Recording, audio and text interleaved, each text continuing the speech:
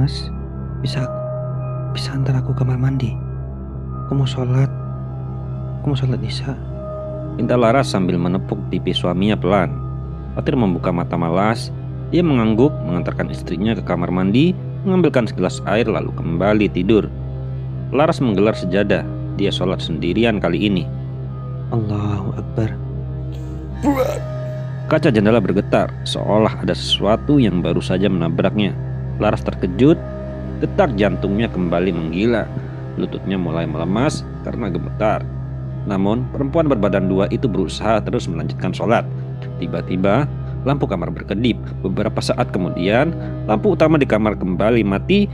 Yang masih menyala hanyalah lampu tidur kecil di sudut ruangan yang cahayanya kuning temaram. Laras sedikit gentar, namun syukurlah masih ada cahaya. Setidaknya dia baik-baik saja. Serangan paniknya tak akan kambuh selagi masih ada penerangan. Allahu Akbar.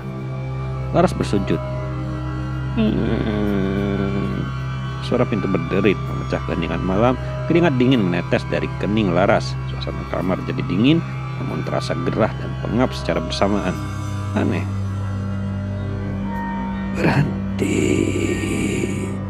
Suara bisikan menyapu gendang telinga Laras. Gerakan Laras melambat. Dia bangun dari sujudnya dengan perlahan. Saat berdiri, ekor matanya menangkap seseorang berdiri di ambang pintu kamar yang terbuka. Laras menangis. Sholatnya tak lagi khusyuk. Bacaannya salah-salah. Seret, seret. Sosok itu tampak mendekat dengan langkah terseok-seok. Laras memilih kembali memejamkan mata, masih sambil terus melanjutkan gerakan sholat. Biasanya membisikkan bacaan yang tak tepat dengan terbata-bata. Ning, tak ada lagi suara langkah yang diseret. Laras memberanikan diri membuka mata. Dia sedikit lega karena ekor matanya tak lagi menangkap sosok itu. Namun tiba-tiba gerayan rambut muncul dari atas membelai wajah perempuan hamil itu. Mau tak mau, Laras sedikit melirik ke atas. Tampaklah wajah putih pucat si hantu wanita yang bergelantungan dalam posisi terbalik. Astagfirullah. Laras terjengkang dan jatuh duduk. Sementara sosok itu terkikik lalu menjatuhkan diri dalam posisi mengesot. Kepalanya bergerak ke kanan dan ke kiri dengan gerakan patah-patah. Bismillah. Allah. Astaga, aku lupa semuanya. Untuk Laras kesal. Aku suka melihat imanmu terserak. Aku suka rasa takutmu terhadap kami lebih besar dari apa yang kau sembah. Bisik sosok itu. Sosok itu mengesot semakin dekat. Laras beringsut mundur lalu menutup wajahnya dengan ujung mukena. Lampu tiba-tiba menyala kembali. Laras celingukan, sosok itu sudah tak ada. Hanya saja pintu kamar masih terbuka. Laras bangkit, berjalan secepat kilat menutup pintu itu, lalu dengan asal melepas dan melemparkan mukenanya. Selepas itu, dia naik ke ranjang dan membenamkan diri dalam selimut, juga dalam dekapan hangat suaminya. Hingga keesokan paginya. Dek, sudah bangun? Apa tadi malam tidurnya nyenyak? Tanya Fatir sambil mengaduk segelas susu ibu hamil. Laras mengangguk, wajahnya tampak lesu. Rasanya semalam dia mimpi buruk. Tapi saat bangun Laras lupa apa mimpinya. Minum dulu susunya. Apa nggak sebaiknya kita kembali ke kontrakan kita aja, Mas? Kalau masih ada sisa 4 bulan lagi, aku nggak nyaman di sini. Gumam Laras. Apa karena semalam, Dek? Tanya Fatir lagi. Entahlah, Mas, perasaan benar-benar jadi nggak enak.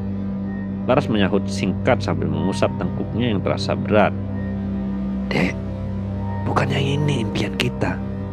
Sampai bilang pengen punya rumah yang layak, toh? Kita udah dapatkan sekarang, Dek. Bersabarlah. Sabar dong. Mungkin sampai cuma butuh waktu buat membiasakan diri. Bujuk Fatir. Tapi... sebentar, Dek. Ada telepon masuk. Potong Fatir. Halo. Assalamualaikum, Mas Agung. Siapa Fatir? Gimana? Gimana, Tir? Betah di rumah baru? Tanya Agung, anak tertua Pak Ramli. Alhamdulillah, Mas. Cuma butuh sedikit pembiasaan aja. Terima kasih ya, Mas. Salam sama Ibu. Jawab Fatir. Oh, gak usah bilang terima kasih, Tir. Maaf ya, kami baru menerimamu dalam keluarga kami. Maaf karena selama ini kamu harus hidup kekurangan. Sekarang ya nikmatilah semua yang ada. Tapi saya kebingungan, Mas. Tempat kerja saya jadi jauh. Ucap Fatir. Buat apa kerja, Tir? Buka aja laci di kamarmu. Mas sudah siapkan uang untuk biaya hidupmu setahun ke depannya. Ya, ndak tahu cukup atau enggak. Tapi kalau emang kurang, bilang aja. Jawab Agung di seberang sana. Mendengar itu, Laras dan Fatir bergegas menuju kamar. Mereka membuka laci dan keduanya terkejut melihat tumpukan uang merah yang ditata rapi. Mas, ini uang asli. Kenapa banyak sekali? Ini bukan untuk biaya hidup setahun, Mas. Melainkan bertahun-tahun ke depan. Seru Fatir. Nah, itu cuma 50 juta, Tir. Tidak sebanding dengan apa yang kami dapat karenamu. Gumam Agung tak jelas. Maksudnya, Mas? Enggak. Maksudnya tidak sebanding dengan penderitaanmu selama ini, Tir. Kami semua hidup berkecukupan, sedangkan kamu malah sering kelaparan. Tidak apa-apa, Mas. Sudah nasib saya. Jangan merasa bersalah lagi. Ujar Fatir menimpali. Ya sudah, kalau butuh apa-apa, hubungi saja nomor ini. Gak usah sungkan-sungkan. Oh ya, jangan ragu buat pakai 50 juta itu. Mas tahu, karena selama ini kamu hidup miskin, kamu jadi gak pernah lihat uang sebanyak itu sebelumnya. Tapi kali ini uang itu benar-benar milik kamu. Ucap Agung sesaat sebelum mengakhiri panggilan teleponnya. Nyebelin sekali. Dia ngata-ngatai sampan miskin loh, Mas. Kok sampai diem aja? Tanya Laras dengan bibir mengerucut. Loh, mau bilang apa? Memang nyatanya begitu. Ya wes, biarin aja. Mas sudah cukup senang bisa berbaikan dengan mereka. Mereka mau nerima kita, kasih rumah sebesar ini dan juga uang dalam jumlah besar. Itu udah lebih dari cukup. Fatir berbicara sambil mengunyah roti tawar. Hari ini Mas mau ke kantor ya. Mau urus surat pengunduran diri dulu. Nggak enak kan? Masuk baik-baik tapi keluar nggak pamitan. Ucap lelaki itu. Selama bertahun-tahun, Fatir bekerja sebagai seorang cleaning service untuk mencukupi keluarganya. Namun, sepertinya ini saat yang tepat untuk berhenti dan memulai usaha sendiri. Setelah ini gimana, Mas? Tanya Laras.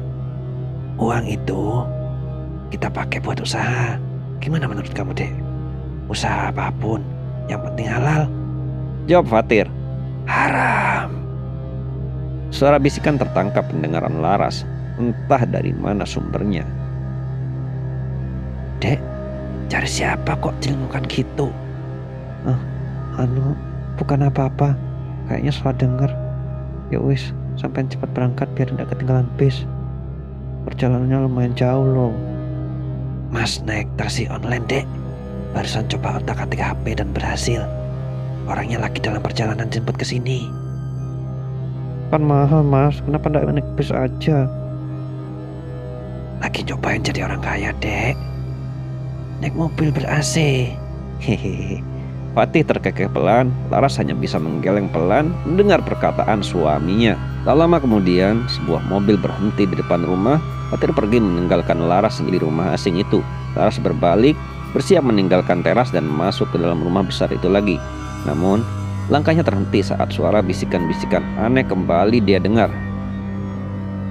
Pergi, jangan kembali. Pergi, kau bisa mati. Kau bisa mati. Aku yakin Balti bilang mata batinku sudah ditutup. Tapi kenapa sesekali mereka masih terlihat dan terdengar? Gumam Laras. Aku nggak mau jadi seperti saat itu, imbuhnya. Apa dia suka rumahnya? Tanya Bu Ramli pada Agung. Saat ini Bu Ramli dan kedua anaknya sedang berkumpul di ruang tamu, menyesap air perasan jeruk nipis hangat bercampur kembang melati. Tentu saja, dia pasti suka, Bu.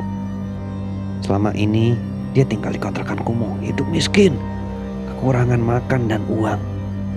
Mana mungkin dia tidak terlena dengan apa yang sudah kita siapkan. Salut Lana, putra kedua Bu Ramli. Kamu benar, Le. Dia terlalu bodoh. Mana mungkin ibumu ini menerima anak dari hasil hubungan gelap antara bapakmu dan pembantu sialan itu. Sampai mati pun ibu tidak sudi menerimanya, ujar Bu Ramli dengan rahang mengetat kuat. Ibu tenang aja. Bukan cuma ibu yang sakit hati, kami juga. Rasa sakit ini harus terbalas dengan baik. Biarkan sekarang dia nikmati kehidupan barunya dengan orang kaya. Aku pastikan dia ikut memakan uang itu, sahut Agung menyeringai. Terima kasih, Le. Kalian benar-benar anak ibu. Tidak sia-sia aku membesarkan kalian dengan caraku, gumam Bu Ramli. Bu Ramli berdiri lalu melangkah mendekati sebuah foto besar yang terpajang di ruang tamu. Foto siapa lagi kalau bukan foto suaminya. Wanita itu menatap tajam, matanya mengembun, kesedihan dan amarah terpancar jelas di sana.